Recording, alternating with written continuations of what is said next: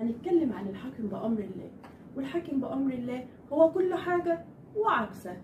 أهلا بكم في برنامج كلام موزون. الحاكم بأمر الله هو أغرب حاكم حكم مصر، وشخصيته كانت مش مفهومة خالص ولا قراراته كمان. اسمه المنصور ابن العزيز بالله نزار، ابن المعز لدين الله، ابن المنصور إسماعيل. كل الاسم ده للحاكم بأمر الله، سادس الخلفاء الفاطميين. والدولة الفاطمية كانت أصلا ماشية على المذهب الشيعي الإسماعيلي. اتولد المنصور في 13 أغسطس سنة 985 ميلادية، وتولى الحكم بعد أبوه وهو يدوب 11 سنة. وتخيلوا بقى معايا لما عيل زي ده عنده 11 سنة بس يحكم مصر والشام وأماكن من الحجاز وشمال إفريقيا كمان، والله له حق يخربها. ده كان عيل. أبوه بقى قبل ما يموت وصى الخادم بتاعه وكتم أسراره برجوان الصقلبي على ابنه منصور، ووصى كمان الحسن بن عمار، وده كان راجل جامد جدا في الدولة الفاطمية. المنصور أول لما تولى الخلافة سنة 996 ميلادية، ابن عمار راح مسيطر على الواد والحكم. بس المنصور كان له أخت أكبر منه ب16 سنة، بس ست ب100 راجل. ندت برجوان وقالت له: انت عاجبك سيطرة ابن عمار على الواد منصور كده؟ قال لها: لا يا ست الملك، وده كان اسمها على فكرة. قالت له: احنا لازم نخلص منه. قال لها: ماشي. وفعلا طفشوا ابن عمار وخلوا المنصور يعزله. برجوان قال: يا حلولي يا حلولي، انا بقيت وصي على الواد منصور لوحدي. فسيطر على الحكم بقى، وفضل يسرق في فلوس البلد وغرق في شهواته وملذاته، ومبقاش يعبر منصور اصلا ولا اكنه موجود. ست الملك بقى ما عجبهاش اللي بيحصل ده، وراحت للمنصور وقالت له: برجوان مش عامل لك حساب ولا بيعبر ومسيطر على الحكم وشغال سرقة في فلوس البلد، فده ملوش حل غير انك تقتله. وقالت له: خد السيف ده، واول لما تشوف برجوان اقتله. وفعلا المنصور قتل برجوان وعمل مذبحة خلص فيها من الصقلبة ورجالة برجوان. قتل حوالي 759 واحد. وبكده انفرد المنصور بالحكم سنة 1000 ميلادية وهو عنده 15 سنة. اللي حواليه قالوا له بقى ايه؟ اختك دي قوية جدا، وزي ما طيرت ابن عمار وبرجوان تقدر تطيرك انت كمان. وطبعا هو من يوم ما تولى الحكم وهو مش شايف قدامه غير مؤامرات، فصدقهم وقلب على اخته اللي وقفت جنبه وفضت له الساحة. وكمان بقى بيخوض في عرضها واتهمها في شرفها، وقتل قاضي القضاة ملك بن سعيد اللي كان صاحبه وحبيبه، عشان طلعت إشاعة إنه بيروح لست الملك في أسرها. فالمنصور قال له: خلاص اقطع لسان كل واحد قال الإشاعة دي. فطبعا الملك موافقش، فراح قتله هو كمان. وما اكتفاش كده بس، لا، ده قتل كتير من أعيان البلد لمجرد إنهم بس مصاحبين ست الملك. فست الملك قالت له: ولا تضايقني ولا ضايقك يا اخويا، انا مش هخرج من قصري خالص وملكش دعوه بيا. المنصور بقى كان بيحب القتل، وكان كل يوم يقتل له وزير كده، لدرجه ان في عهده الوزراء اللي ماتوا موته طبيعيه عددهم بسيط جدا. فمثلا قتل الوزير فهد النصراني بعد ما خدمه 6 سنين، 6 سنين بحالهم عشان مرضيش يدخل الإسلام. وعين مكانه علي العباس وهو يدوب 5 شهور، وقتله برضه عشان كان سني مش شيعي. وقتل قاضي القضاة الحسين ابن النعمان لمجرد إن حد قال له إنه على علاقة بالعباسيين من غير حتى ما يتأكد من صحة المعلومة. وهكذا كتير.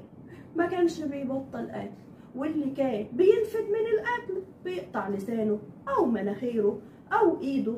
ويقال إن عدد الناس اللي اتقتلوا في عهده 18,000 إنسان. المنصور كان متناقض جدا. يعني في الوقت اللي كان فيه بيركب حمار وبيخرج بالليل وبالنهار عشان يسمع بنفسه شكاوي الناس ويوزع الفلوس على الفقراء والمساكين، كان بيلبس جلابية صوف سودا وما كانش بيغيرها غير لما تتبهدل على الآخر. بس كانت دماغه غريبة جدا، بيقول قرارات وعكسها في نفس الوقت. منع الملوخية عشان سيدنا معاوية ابن أبي سفيان كان بيحبه، واللي يحبه مع سيدنا معاوية هو ما يحبوش. وبعد كده رجع في كلامه وقال خلاص كل الملوخية بس بشرط تبقى مع أرنب. ليه؟ محدش عارف. ومنع الجرجير لأن السيدة عائشة كانت بتاكله، ومنع العنب نهائي والسبب إن ممكن يتعمل منه خمرة، ومنع خروج الستات من المنزل. مش عارفة احنا كنا عاملين له ايه، متضايق مننا ليه؟ في سنة 395 هجرية كتب على جدران المساجد شتيمة في آل البيت، أبو بكر وعمر وعثمان وعائشة ومعاوية وطلحة وعمرو بن العاص، وأمر الناس إنهم يشتموهم علنا واللي يخالف يقتله. وفي سنة 397 هجرية قال لهم أنا رجعت في كلامي خلاص، امسحوا الشتيمة. وفجأة قال أنا عاوز أنقل آل البيت يدفنوا هنا معايا في مصر، وحاول مرتين، فعلا حاول بس في المرتين فشل. ولما هبت منه خالص بعت واحد ينبش قبر الرسول عليه أفضل الصلاة والسلام عشان ينقلوا مصر، برضه مصمم، بس الراجل الناس مسكوه وقتلوه يستاهل. ولغى الحج والزكاة وصلاة الجمعة وصلاة الضحى وصلاة العيد والتراويح، مجنون مجنون على الآخر. وأصدر قرار كان الأول من نوعه إن الناس تشتغل بالليل وتنام بالنهار، وبالتالي الظهر بيأذنوا له الساعة 7 بالليل والعصر الساعة 9. شكلك فاهم يا نصة. بس بعد كده غير رأيه وقال كل حاجة ترجع زي ما كانت. أنا خلاص غيرت رأيي يا جماعة. حتى المسيحيين واليهود مثلوا مش منه ولا من قراراته، كان بيضطهدهم جدا وكان بيقول لهم لا تدخلوا الإسلام يا تمشوا من البلد. واللي فضل منهم أجبروه إن يعلق صليب خشب لو كان مسيحي أو تمثال عجل لو كان يهودي. وفجأة أمر بهدم كنيسة القيامة في القدس، وتاني سنة رجع في كلامه وقال لهم خلاص ابنوها تاني. ولغى عيد الغطاس والصليب والشهيد. وسنة 411 رجع في كلامه وقال لهم انسوا كل اللي قلته ورجعوا كل حاجة زي ما هي كانت تاني. والغريب ان الحاكم بأمر الله اهتم بالعلم جدا، وهو اللي انشأ دار الحكمة وجاب لها كبار العلماء في كل العلوم واداهم مرتبات كبيرة جدا عشان يتفرغوا للبحث والدراسة. وعمل فيها مكتبة عظيمة جدا، كانت أكبر مكتبة وقتها. ومع ذلك قتل من العلماء والكتاب عدد لا حصر له، وكان مزاجه في قطع ايديهم ولسانهم. ليه؟ ما تعرفش.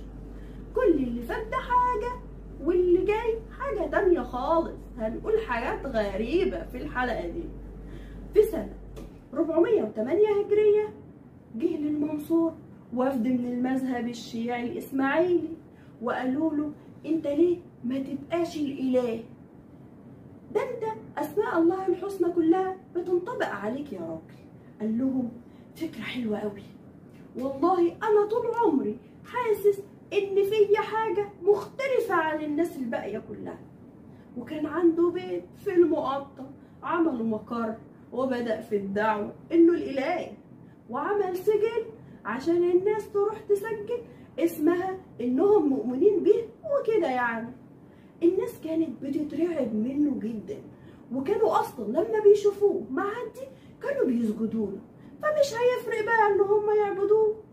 وفعلا 17,000 واحد راحوا سجلوا اسمهم، وتحول اسمه من الحاكم بأمر الله للحاكم بأمره، وبقى يعمل أي حاجة عشان الناس تصدق وتقول إنه الله وإنه بيعرف الغيب، فكان بيأمرهم إنهم يسيبوا دكاكينهم مفتوحة طول الليل بحجة إنه محدش يقدر يسرق في عهده، ولو حصل يعني وحد سرق هو هيعرف مين لأنه بيعرف الغيب بقى.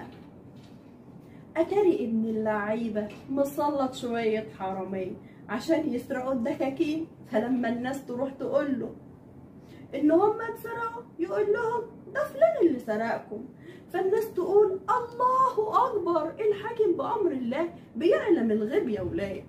طبعا استمر الجنان ده واستمر شغال في الجنان اللي هو بيعمله لحد سنة 411 هجرية، لما المنصور بعت شوية من قلاضيشه لمسجد عمرو بن العاص عشان يدعوا الناس لعبادته. بس طبعا المصريين كانوا سنة وملهمش في الهبل ده، وراحوا ماسكين شوية العيال دول ومدينهم حتة علقة. الناس كانت جايبة آخرها من المنصور وانتقاداته وقراراته الغريبة، ده بقالهم 25 سنة عايشين في الهبل بتاعه ده. هو بقى لما عرف اللي حصل مش يتلم بقى ويسكت، لأ، راح بعت جنوده الأتراك والفرس يقتلوا في الناس ويسرقوهم وولعوا في البلد 3 أيام بحالها. ست الملك بعدت عن الأنظار والحكم، لكنها كانت مركزة للي بيحصل وقاعدة تتفرج على المهازل اللي بيعملها أخوها. لكن حريق الفسطاط 3 أيام ده كانت القشة اللي قسمت ظهر البعير. وست الملك قالت كفاية كده، كفاية كده قوي على المنصور، دي وسعت منه على الآخر. واتفقت مع القائد حسين بن دواس على قتل الحاكم بأمره، وفعلا خرج المنصور بحماره زي ما بيخرج كل يوم بالليل ناحية المقطم كده، واختفى ويدوروا عليه في كل مكان فص ملح وداب، وقالوا انهم لقوا عبايته وعليها دم بس ملقوش جثته ابدا. واتقتل المنصور وهو عنده حوالي 36 سنة و7 شهور. ولما الناس راحت لست الملك تقول لها فين اخوكي، قالت لهم رجع كمان 7 ايام. وراحت جايبه الواد علي ابن المنصور، قالت له اسمع يا حبيبي، ابوك محدش عارف مكانه، وانت من النهارده هتبقى الخليفه، وهيبقى اسمك الظاهر لاعزاز دين الله. اصل ابوك قبل ما يختفي كانت هبل وعامل فيها انه ربنا، فاحنا هنوصل رساله معينه لناس معينين. وراح الواد قال لها حاضر يا عمته. وفي اليوم السابع على اختفاء المنصور خرج الظاهر لإعزاز دين الله على الناس على فرس مرصع بالجواهر ولابس تاج الخليفة يوم عيد الأضحى سنة 411 هجرية. والوزير قال للناس ست الملك بتقول لكم إن هو ده الخليفة الجديد وأمير المؤمنين، يلا بيعوه. وطبعا بيعوا الشعب والجنود، الجنود اللي رشتهم ست الملك ب1,000,000 دينار. وسيطرت ست الملك على الحكم وظبطت البلد بعد الهبل اللي عمله الحاكم بأمر الله. وكمان لأن علي كان لسه صغير يدوب 16 سنة، وأبوه كان عزله عن الحكم تماما، فما كانش فاهم أي حاجة عن الحكم خالص لحد ما كبر واتعلم وبقى يحكم هو، وبدأ يظبط ويصلح حاجات كتير من اللي بوظها ابوه. وما تنسوش تقولوا لنا رأيكم في الحاكم بأمر الله، واللايك والشير للقناة.